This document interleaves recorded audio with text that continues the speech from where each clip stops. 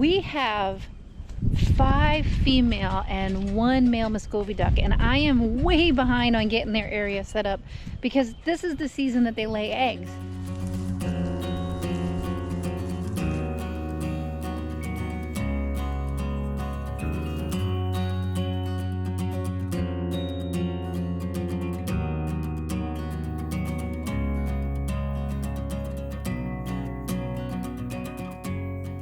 Muscovies are like turkeys. They lay for a season and then they have an off season where they don't lay any at all. The beginning of the season is now. I need to get started. Muscovy ducks are a meat source that we raise here on our farm. These ducks will lay 3, maybe 4 clutches of eggs before fall. What they do is they take a week or more and produce a clutch of eggs, and then they set. Once they set, it's going to be about 35 to 37 days before the babies are hatched. Okay, so while I'm in here, this is the duck hut, and they certainly have made this their home.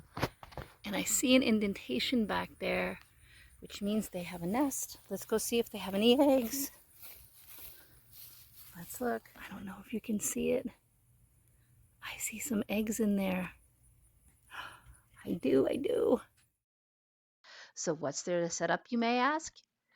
Well, in order for them to start laying, we've got to set up a place that they would find suitable to nest. They like dark places where they feel sheltered. This area also has to be set apart from the chicken area, or else the chickens will use it. We have a fenced-in area inside our fenced area specifically for the muscovies. And the great part is if the muscovies want to, they can fly out and go and forage and fly back in if they'd like to. They are amazing foragers. Okay, now over here within the chicken area, but separate, so we have chicken area. We have this area fenced in for our muscovy ducks. They're not like regular ducks. First of all, they're much uglier than regular ducks, as you can see.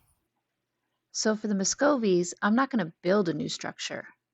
Really, I'm just repurposing an old brooder that we had. We've had this for about 5 years, and David said he wants to build a different kind, a new one for me. So we're going to go ahead and use this for our muscovy ducks. The plastic that you see me using are actually recycled plastic bags that the farmers use to put their corn in before they're put into the truck to transport them from fields. My friend gave me a bunch of this.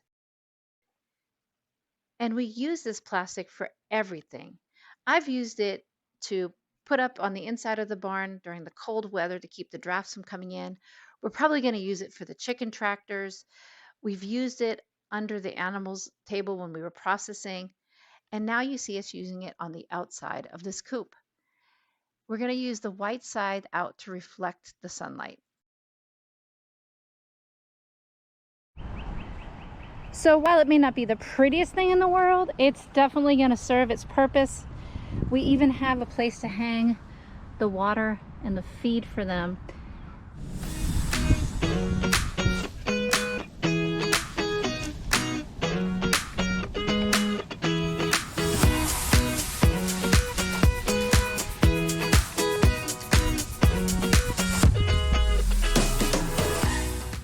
Since David was available, I grabbed him to help me move the pig shelter off of my back garden and into the new pig pen area. If you haven't seen that video yet, I'll link it above. And these guys have happily settled into their new area.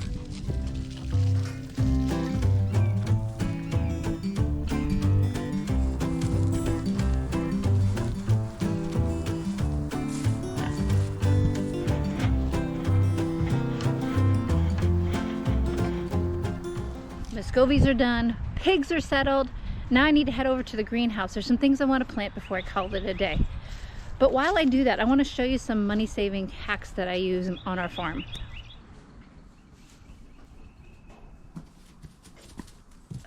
When we first started here to start our garden, we laid down black plastic to kill off all of the grass because the grass here is Bermuda grass. So we put that down for a few months and it burned everything underneath, and that gave us some nice rich earth to work with. Secondly, I used that same black plastic and cut it into strips, and we used it as a border around our garden. Let me show you what I mean. This is our comfrey, And this is reused black plastic. It's the 4 milliliter black plastic and some bricks that we had laying around. This will keep the crabgrass from sneaking in, and I can control it a whole lot easier. The other thing is all of this is hay, waste hay. When it was really cold and I had to put my doe and her babies up into my milk room as a makeshift nursery, this is all the hay that came out of there, and now this will serve as a mulch. Yes, you will still have weeds peeking through, but not near as many as if I had not laid this hay down. As you can tell, I still need to do a little bit of weeding, but it's okay. This is well under control. So used hay, used plastic, used bricks. I'll use that same method around our big garden too. I already had a border that I pulled up before I started tilling, and now it's ready to go back down. But I'll get to that tomorrow. Today, I want to put some more seeds into pots, get them ready to be planted later on. So these are walking Egyptian onions, and they are from my garden before I tilled it. So I pulled a bunch of them, and they will go back into my garden shortly here. But I don't have time for that today. So let me show you what I do have going on. I have some basil that's starting to grow, and some cabbage. And over here, I have some beefsteak tomatoes and mortgage lifter tomatoes and a mystery tomato that decided to sprout in one of the herb pots. So, oh yeah. And I also have my loofah gourds. I have 4 loofah gourds that came from seeds that I grew last time. The plants that I grew last time. All right, so I have all of these that I want to plant. I really want some more peppers and some other things. So I'm going to try to get that done before I've got to go run some other errands. Now this is not a money saver, but a money maker. I actually decided to buy these little plastic pots because I'm going to actually plant extra herbs to sell at the farmer's market this year. I do sell goat milk soap there, and I thought I might add some of the herbs already potted for people to buy, take home, and keep in their kitchen. So although the pots are not money savers, they can be money makers. So I count that as a plus. Something else I wanted to show you.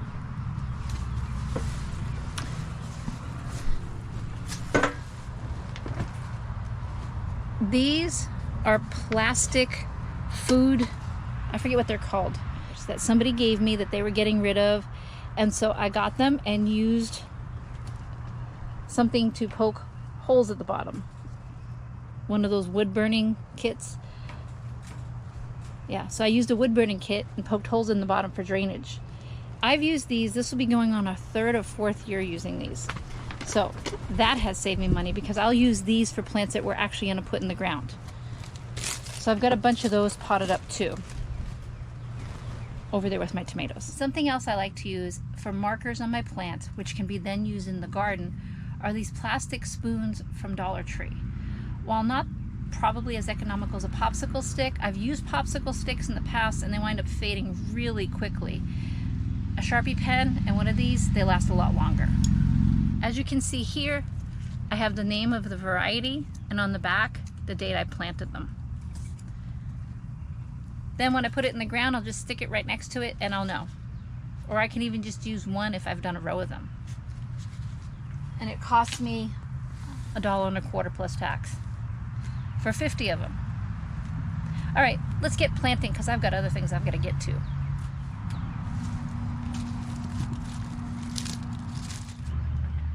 Definitely one variety of squash I want to grow is tromboncino. This squash was used by generations before us to help feed their livestock, and I really want to do the same. In its early state, it can be eaten like a summer squash, and if it's left to grow out, it becomes hard like a butternut squash. My family really enjoyed it in both forms, so definitely want to feed myself and my animals this year. So I'm going to plant some of those. So the reason I put my date on the back, and this might be why you do it or maybe not, is so that I can remember the dates to maturity and make sure that I check on it, especially because this is something newer that I've started growing. Last year was my first year growing it, and honestly, getting older, my memory isn't always the best. So I'm going to go ahead and plant these And I have the dates on to help me remember.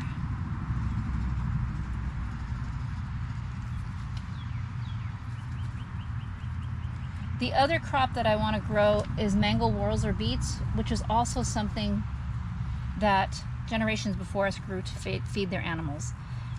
If you haven't caught on, we're trying to grow as much as we can to help supplement our feed costs and cut down our feed bill. There. Okay, that should do it. Here's something else that will help save you money. If you decide to get larger pots like this, you can plant 2 seeds per pot. That way, when you go to transplant, you'll just gently pull them apart, being careful not to damage the roots, and so you get 2 plants in 1 pot, saving you a little bit of money that way. I'm gonna go back, I didn't do that with the Tramontino, so I'm gonna go replant some of my Tramontino. Well, that's all I've got time for today. I'll come back and plant some more later. Until then, I hope this video has been helpful to you in some way, shape, or form. And if it has, consider liking and subscribing, and we'll see you next time here on Maplewood Homestead.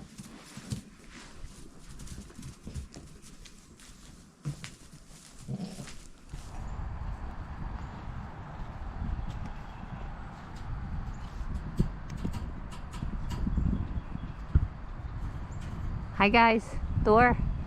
Hi.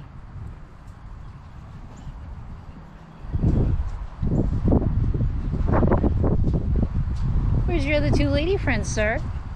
Where did they go?